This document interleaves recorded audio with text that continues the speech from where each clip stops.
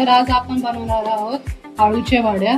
तर हे स्वच्छ धुवून घेतलेले आहेत आणि त्याला लागणारे साहित्य मी बेसन घेतलेले इकडं चाळून आणि त्याचं बॅटर करायसाठी मिरची, लसूण, ओवा, जिरे आणि मीठ टाकलेलं आहे.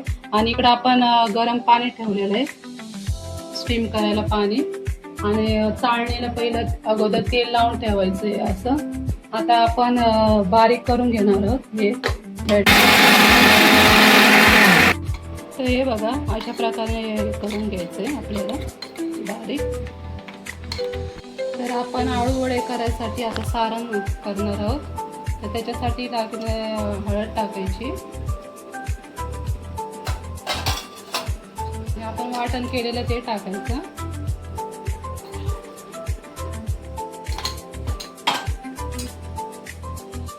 थोडं थोडं पाणी टाकून असं पूर्ण हे करून घ्यायचं बॅटर.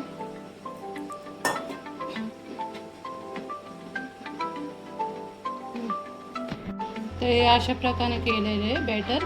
हे जास्त पातळ नाही करायचं, असं एवढं मीडियम ठेवायचं. तर हे अशा प्रकारे लावून घ्यायचं सगळीकडे.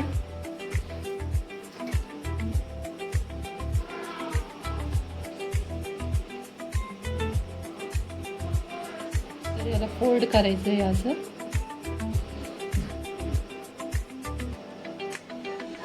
अशा पद्धतीने असं करून घ्यायची फोल्ड. आणि आपण जे पाणी ठेवलं होतं ना गरम करायला असं वाफेसाठी. तर तुम्ही बघू शकता अशा प्रकारे मी सगळे एक एक करून असे सगळे ठेवलेले वाफेसाठी. 10-15 मिनिटासाठी करून घ्यायचे आपल्याला, वाफ देऊन द्यायची. तर हे स्टीम करून झालेले हे बघा. आणि इकडे मी बारीक गॅसवर तेल सुद्धा ठेवलेलं तापायला.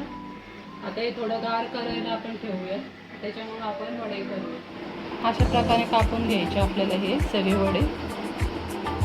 एक एक करून सगळे असे कापून घेऊ आपण. हे बघा हे असे कापा करून घ्यायचे. आता आपलं तेल पण इकडं तापलेलं आहे. आपण